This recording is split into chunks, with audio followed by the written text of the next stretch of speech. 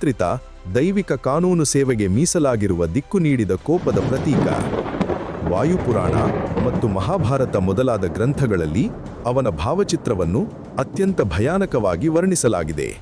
ಅವನು ಪ್ರಚಂಡ ದೇಹಭಂಗಿಯುಳ್ಳ, ಮಿಂಚುಮೋಡಗಳಂತೆ ಕಪ್ಪಾದ ಕಂಗೊಳಿಸುವ ಮೈಬಣ್ಣದ, 3 ಫೆಂಗಿಯಂತೆ ಹೊತ್ತಿ ಉರಿಯುವ ಕಣ್ಣುಗಳನ್ನು ಮತ್ತು ಕೋಪದಿಂದ ವಕ್ರಗೊಂಡ ಮುಖವನ್ನು ಹೊಂದಿದ್ದನೆಂದು ಹೇಳಲಾಗಿದೆ.